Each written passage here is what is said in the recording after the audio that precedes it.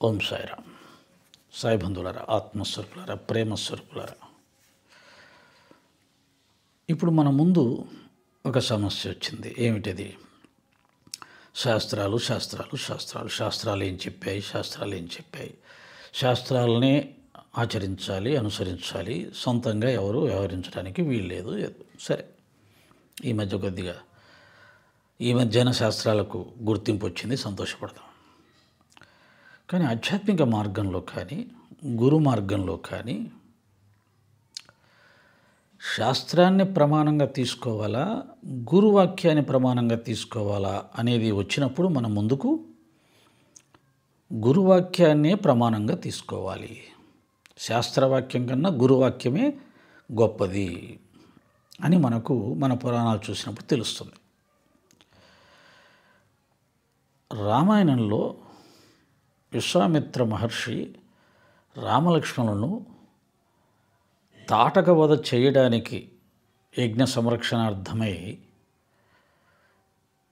రామలక్ష్మణుని తీసుకొని వెళ్ళినప్పుడు తాటకి విశ్వామిత్రుడిని, రామలక్ష్మణుల్ని అడ్డగించి వారిని ఇబ్బంది పెడుతూ బాధ పెడుతూ ఉంటే విశ్వామిత్ర మహర్షి ఆ తాటకిని వధించమని రామచంద్రమూర్తికి చెప్తే రామచంద్రుడు అంటాడు, శాస్త్ర ప్రకారంగా స్త్రీ హత్య మంచిది కాదు, అది మహాపాపం కదా గురుదేవా, ఎలా చంపటం అన్నప్పుడు నేను చెప్తున్నాను దాన్ని సంహరించు అని అన్నప్పుడు రామచంద్రుడు మారు మాట్లాడకుండా తాటకని సంహరిస్తాడు.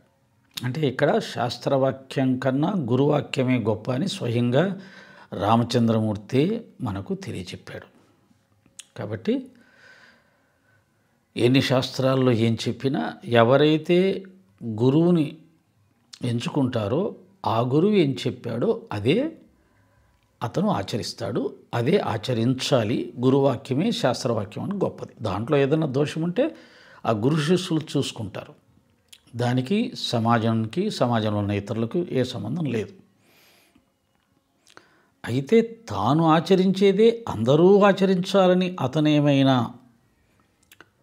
ప్రచారం చేస్తే, ఇతరులను నిర్బంధిస్తే అతను శిక్షార్హుడు.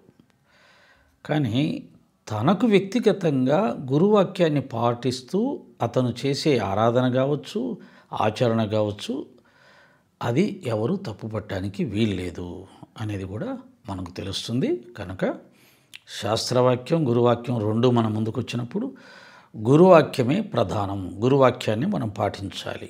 ఇది స్వయంగా రామచంద్రమూర్తి ఆచరించి చూపించినటువంటి మన సనాతన ధర్మ లక్షణం. కాబట్టి సాయి భక్తులు బాబాగారిని గురువుగా భావించుకున్నారు. బాబాగారు చెప్పిన విధానంలో వారు జీవిస్తూ ఉంటారు. బాబాగారు చెప్పిన విధానంలో వారు ఆరాధన ఉంటుంది.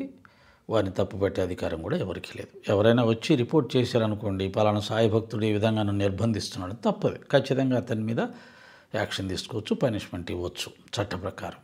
అలా కాకుండా ఆ సాయి భక్తుడు తనకు నచ్చిన పద్ధతుల్లో బాబాను ఆరాధన చేస్తుంటే ఇది తప్పు అనే అధికారం ఎవరికీ లేదు. ఓకేనా? సాయిరామ్.